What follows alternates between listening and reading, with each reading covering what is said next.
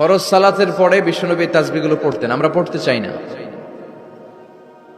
আল্লাহ রাসূল সাল্লাল্লাহু আলাইহি ওয়াসাল্লাম সালাম ফেরানোর পরে পড়তেন আল্লাহু আকবার, 3 বার পড়তেন আস্তাগফিরুল্লাহ আস্তাগফিরুল্লাহ আস্তাগফিরুল্লাহ, সুবহানাল্লাহ 33 বার, আলহামদুলিল্লাহ 33 বার, আল্লাহু আকবার 33 বার, লা ইলাহা ইল্লাল্লাহ ওয়াহদাহু লা শারীকা লাহ, লাহুল মুলকু ওয়া লাহুল হামদু ওয়া হুয়া আলা কুল্লি শাইইন কাদির।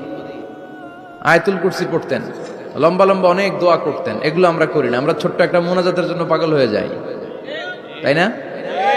আসসালামু আলাইকুম ওয়া রাহমাতুল্লাহ, আসসালামু আলাইকুম ওয়া রাহমাতুল্লাহ, আল্লাহুম্মা আমিন বিরহমাতিকা ইয়া আরহামার রাহিমিন, তাই না? আমিন ইয়া আরহামার রাহিমিন। তো হইল কিছু? তাড়াহুড়ো করবেন না, তাসবিহ পড়বেন, জিকিরগুলো পড়বেন, এগুলো আপনার অন্তরটাকে সিক্ত রাখে। ফরজ সালাতের পরে আয়াতুল কুরসি পড়তে হয়। মান কারাআ আয়াতাল কুরসি দুবুরা কুল্লি সালাতিন মাকতুবা লাম ইয়ামনাহু মিন দুখুলিল জান্নাতি ইল্লাল মাউত। প্রত্যেক ফরজ সালাতের পরে যে আয়াতুল কুরসি পড়ে তার জান্নাতে ঢোকার ব্যাপারে কোনো বাধা থাকে না একটি জিনিস ছাড়া, সেটা হলো তার মৃত্যু। লোকটা মরে না তাই জান্নাতে যায় না, মরলেই জান্নাতি।